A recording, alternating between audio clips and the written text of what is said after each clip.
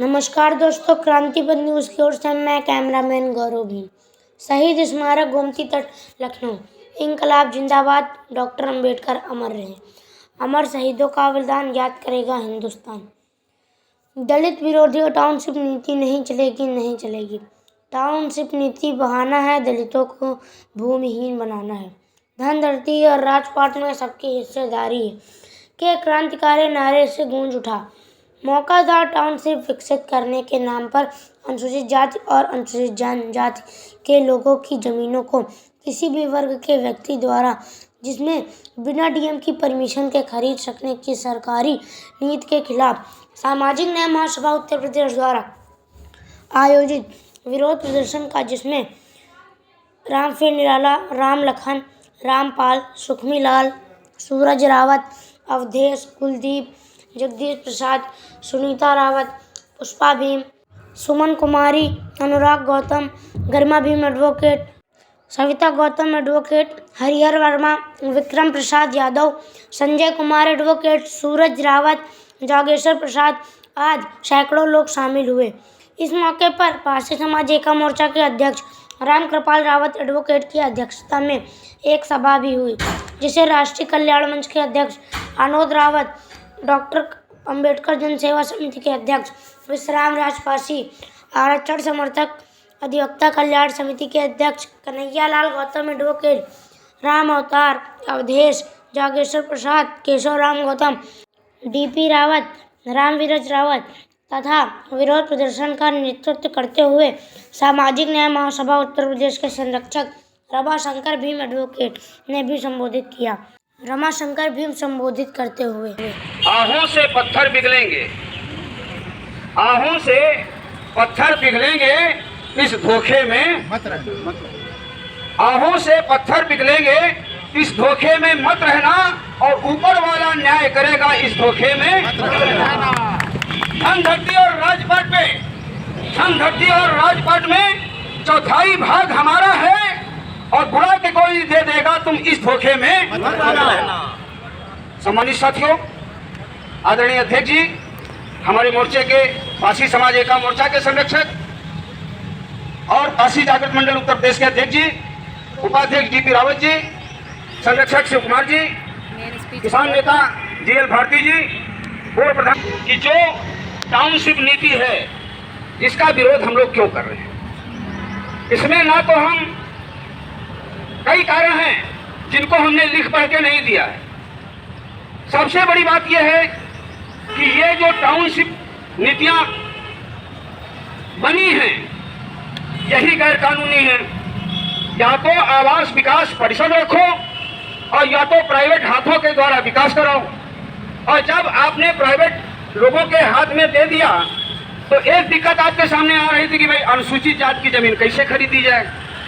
तो हर कंपनी में एक दो लोगों को साझा कर लिया कि भाई आप जमीन भी खरीदवाओगे, बिकवाओगे, उसमें आपका उचित कमीशन मिलेगा, और उसके बाद अगर आपके नाम से जमीन खरीदी जाएगी तो आप जब बैनामा करने जाओगे तो हर बैनामा पे आपको 5,000 10,000 कुछ मिलेगा। ये इसकी वजह से जब जिन जिन शहरों में बड़ी बड़ी कंपनियां विकास करने के लिए आई, तो हमारे भी तमाम लोगों ने देखा भाई कौन आदमी नाम वाला है जिसके जरिए अनुसूचित जाति की जमीन खरीदी जा सके, और ईमानदार भी होना चाहिए। तो मिल गए आनोद रावत जी, मिल गए लक्ष्मी प्रसाद रावत जी।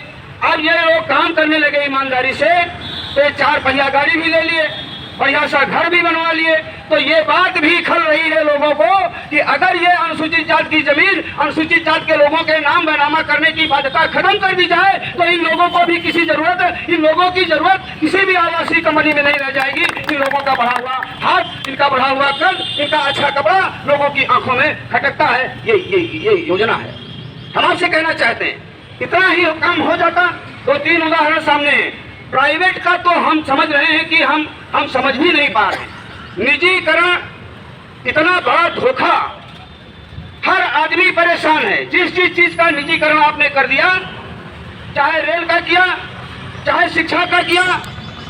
जब सरकारी स्कूल हैं और प्राइवेट स्कूल खुल गए, पहले तो बहुत अच्छा लगा, बढ़िया कम पैसे में पढ़ा रहे हैं। और अब जितने लोग बैठे हो बताओ, किनके बच्चे सरकारी स्कूल के अलावा कहीं पढ़ रहे हैं ना। अब आपकी औकात नहीं है कि बच्चे की फीस इस साल 17,000 रुपए है, इस साल 17,000 सालाना है, और अगले साल ये 50,000 रुपया सालाना भी कर दें तो आप मजबूर हो अपने बच्चे को वहां पर पढ़ाने के लिए। आपके सामने नाक कट जाएगी, क्योंकि अनोद भाई आपको सिटी मॉन्टेसरी में पढ़ा रहे थे, आप काहे सरकारी स्कूल में भेज रहे हो। तो मरते ना तो करते क्या, हम लोगों को करना पड़ रहा है। आपसे बताना चाहते हैं, ये जमीन आपके लिए जमीन होगी, हमारी माँ है। जमीन हमारी माँ है, जमीन हमारी रोजी रोटी है, जमीन हमारे सम्मान और स्वाभिमान का प्रतीक है। और विशेषकर अनुसूचित जाति के लोग जो दूसरे के खेतों में खेती करके मेहनत मजदूरी करके अपने परिवार का पालन पोषण कर लिया करते थे, आज 1 बीघे जमीन की, 2 बीघे जमीन के, 5 बीघे जमीन के जमींदार हैं। 5 बीघे जमीन के जमींदार हैं तो ये भी जमींदार है। 50 बीघे की जमींदार वाला आदमी भी, 50 बीघे का काश्तकार भी जमींदार कहा जाता है, और 1 बीघे का काश्तकार भी जमींदार कहा जाता है। जमीन के मामले में जमीन हमारा स्वाभिमान है और हमारा सम्मान है, और जमीन हमसे कतई छीनी नहीं जानी चाहिए। ये बात समझना पड़ेगा। आप देखोगे जीएल भारती जी, अनोद भाई अभी वहां नहीं पहुंचे हैं, भारती जी पहुंच गए हैं। बगल के गांव में हमारे पिताजी दफन होते थे तो या तो हम कब्रिस्तान ले जाते थे जहां दफन किया जाता था, और या हम स्वाभिमानी होते तो अपने खेत में ले जाते थे। अपने खेत में कितने लोगों के पुरखे दफन है, निजी खेत में दफन है, नहीं दफन है। और जब जमीन नहीं रहेगी तो कहां दफन करोगे।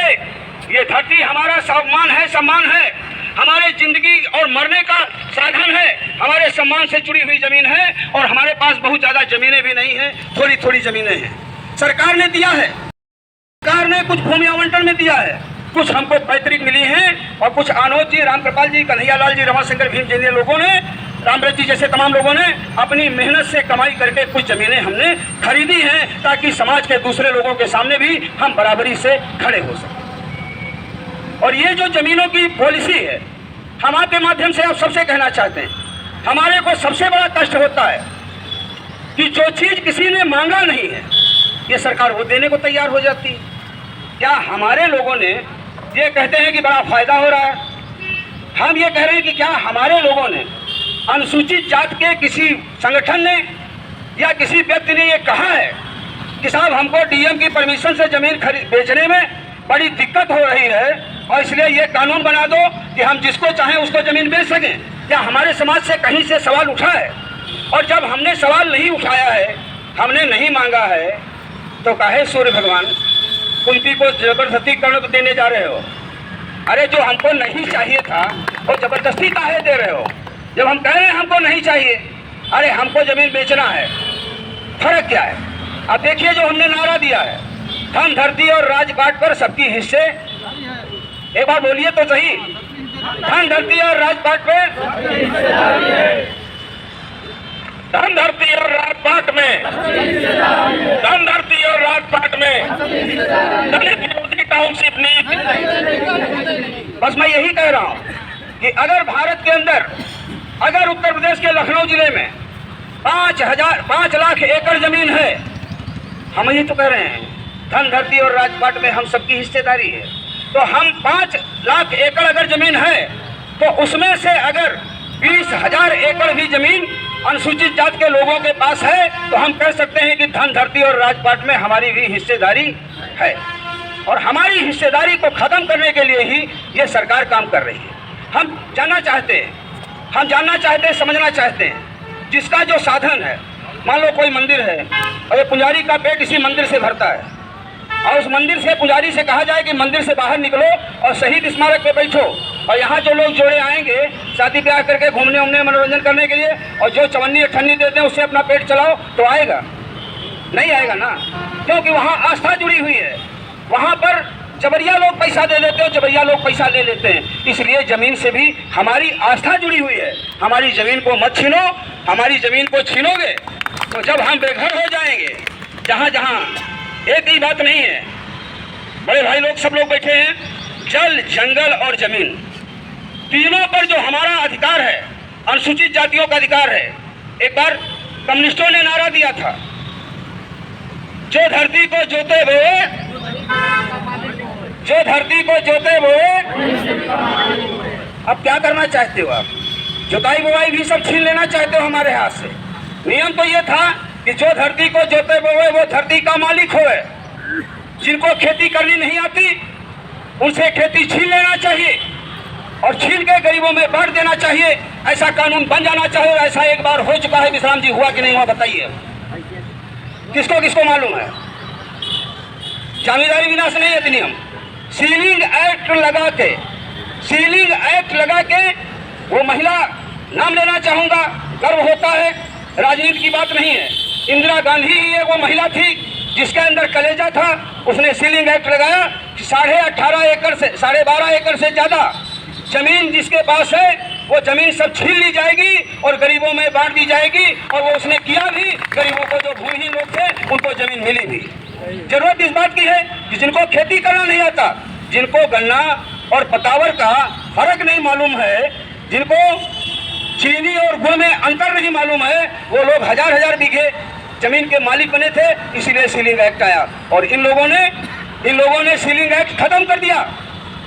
प्राइवेट कंपनियों के नाम पर, हाउसिंग कंपनियों के नाम पर अब वो एक्ट खत्म कर दिया सीलिंग एक्ट। और 1,000-1,500 बीघे की जमीन के लोग मालिक हैं। वो देख नहीं पा रहे हैं कि कहाँ कहाँ उनकी जमीन है और कैसे कैसे जमीन को जोतना है, कैसे बोना है, कैसे पानी लगाना है। अब जरूरत इस बात की है कि हम अपनी जमीन तो बचाएंगे ही, अपनी जमीन तो बचाएंगे ही।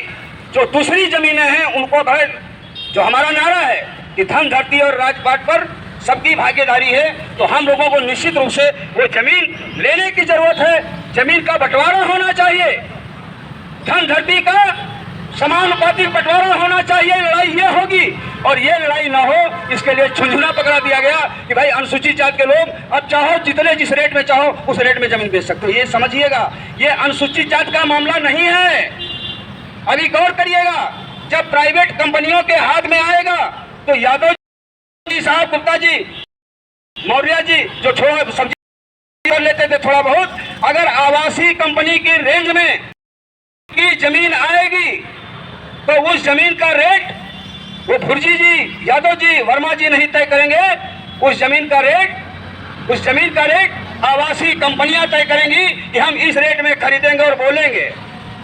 अभी पूरा बताए दे रहे हैं। उनके 2-4 लोग होंगे जो पहले से उनकी जमीन खरीदेंगे, पैसा दे देंगे उनको।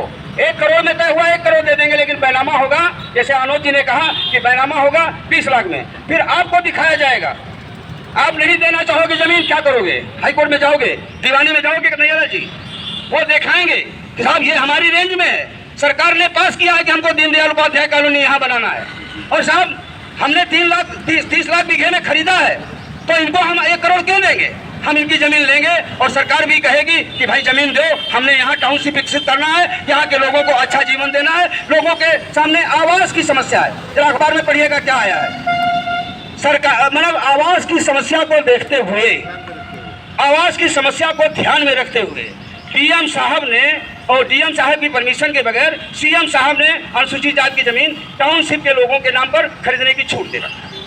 मतलब आवास की समस्या, तो आवास जिनको नहीं पता है माफ करिएगा, मैं कुल्ली खेड़ा हमारा गांव है, हमारे पीछे कॉलोनियों में कौन कौन लोग रहते हैं हमको नहीं पता, कौन कौन लोग रहते हैं हमको नहीं पता। और रात आती है कितने राइफल आते हैं हमको नहीं पता। घसीटेलाल जी, डॉक्टर जीएल भारती जी, आप भी कॉलोनियों के, तो आपको भी नहीं पता कि आपके बगल वाली कॉलोनी में कौन लोग रह रहे हैं और कहां से आते हैं और कौन सा धंधा करते हैं। आप देख लीजिएगा कि गरीब हमारा मान सम्मान स्वाभिमान सब कुछ मिट्टी, इसलिए हमको जमीनें बचाना है। तुम शहर विकसित करोगे, हमें कोई एतराज नहीं। आवास विकास परिषद से शहर विकसित कराओ, हमारा गांव हमारा घर बचा रहना चाहिए। और नहीं तो ऐसा भी वक्त आएगा, डॉक्टर जीएल भारती जी, वो घुसोल से कुछ लोग और आए हैं, कुछ हमारे कि जो गांव के किनारे जमीन बस वहां बता रहे हो आबादी की जमीन है। अरे आबादी की जमीन सब तुम ले लोगे, पैसा एक नहीं दिया, आबादी कहां से निकलती है? जब कभी चकबंदी होती है, काश्तकार की जमीन से कटौती होती है और कटौती से आबादी की जमीन निकलती है। आबादी की जमीन भी आप ले लोगे, हमको कुछ नहीं छोड़ोगे। और बता रहे हैं कि वहां पर इनक्लेव बनेगा, तो जहां लोगों के मकान बने हुए हैं, वो कह रहे हैं ये आबादी है और इनक्लेव यहाँ बनेगा, तो ये सबको हटाना पड़ेगा, इसको सबको तोड़ना पड़ेगा, और बुलडोजर लेके पहुंच रहे हैं और किसान बेचारे वहाँ पर आंदोलन कर रहे हैं। तो ये हालत होने वाली है। इसलिए मैं आपसे कहना चाहता हूँ, एसीपी महोदय आगे क्या, तो मैं आपसे कहना चाहता हूँ मित्रों, ये बात अभी चलती रहेगी, ये कारवां अभी चलता रहेगा। और एक मिनट के लिए हमारा आग्रह ये है कि हमारे लोग यहाँ से जाने के बाद इस एक्ट पर जो आने वाला है, इस पर व्यापक चर्चा करें। अभी हमने भी कई बार लिख के आप लोगों को दे दिया है